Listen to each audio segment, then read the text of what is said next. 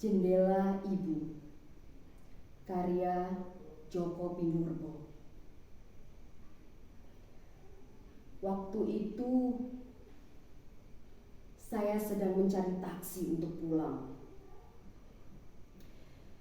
Entah dari mana munculnya seorang supir taksi, tahu-tahu sudah memegang tangan saya, meminta saya untuk segera masuk ke dalam taksinya. Saya duduk di jok belakang, membelakangi kenangan. Harum rindu membuat saya ingin segera sampai di rumah. Minum kopi bersama senja di depan jendela.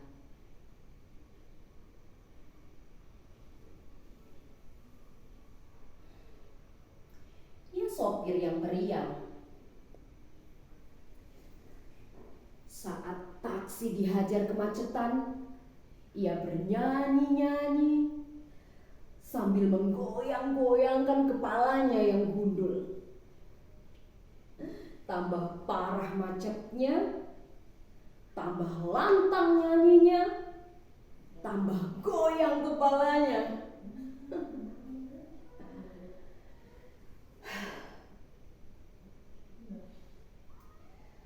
Sopir taksi tentu tak tahu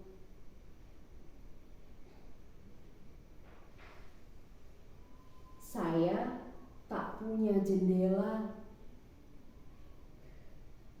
yang layak dipersembahkan untuk senja.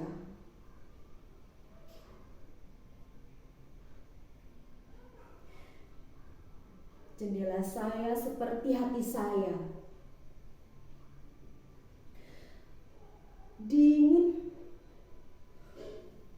muram, ringkih, takut.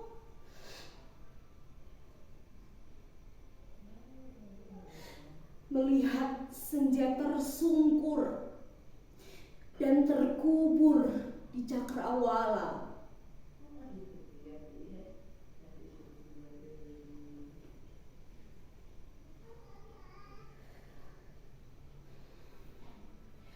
Lama-lama saya mengantuk, kemudian tertidur. Taksi memasuki jalanan yang mulus dan lengang, melintasi deretan bangunan tua dengan jendela-jendela yang tertawa. Di tepi jalan berjajar pohon cemara. Di ranting-ranting cemara bertengger burung gereja.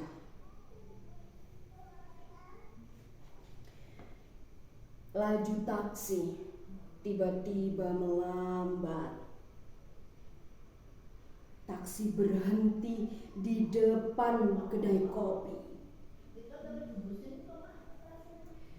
"Mari, ngopi dulu penumpang," ujar sopir taksi.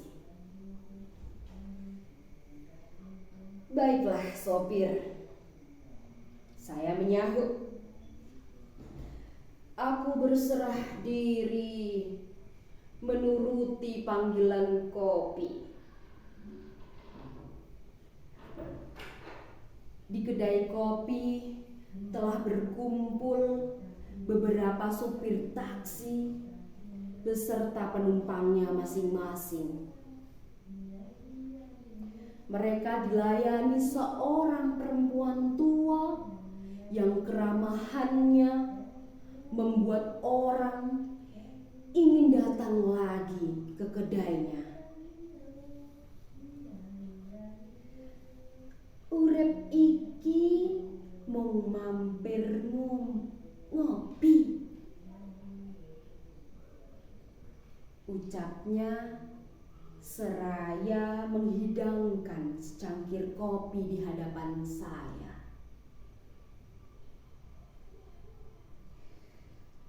Lalu menepuk pundak saya. Wajahnya yang damai dan matanya yang hangat segera mengingatkan saya pada ibu.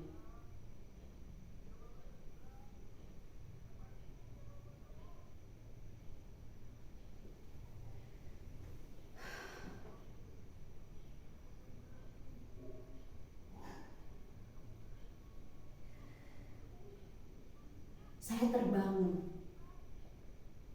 setelah sopir taksi itu menepuk-nepuk pundak saya.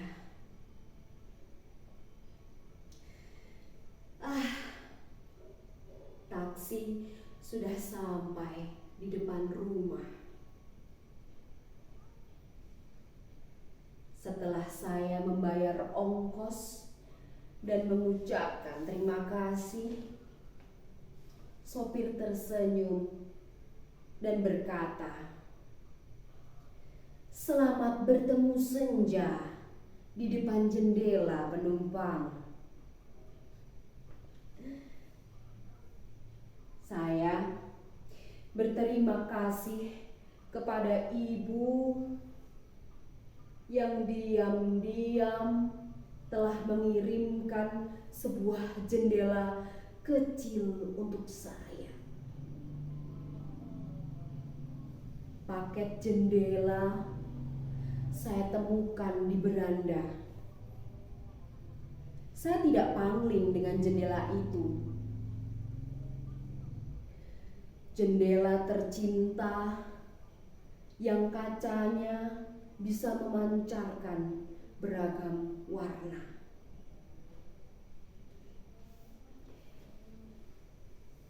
Ibu suka duduk di depan jendela itu malam-malam. Cahaya langit memantul biru pada kaca jendela. Ketika malam makin mekar dan sunyi kian semerbak, ibu melantunkan tembang Asmorondono dan mata ibu sesekali terpejam. Ibu menyanyikan tembang itu berulang-ulang sampai anak-anaknya tertidur lelap.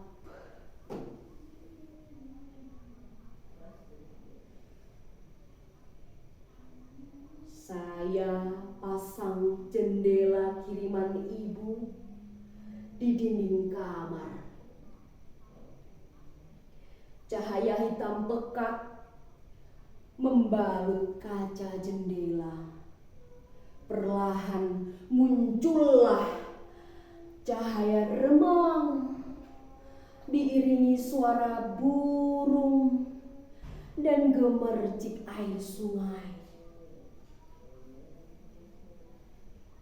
Jendela saya buka,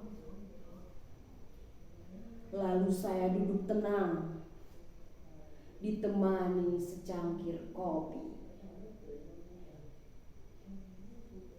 Saya dan kopi terperangah ketika cahaya berubah terang. Tampaklah di seberang sana sungai kecil